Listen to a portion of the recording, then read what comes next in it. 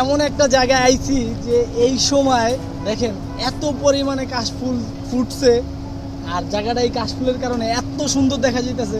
এই জায়গা না আইসা না দেখলে আপনারা আসলেই বুঝতে পারবেন না। একটু দেখাই তো কাশফুলগুলো,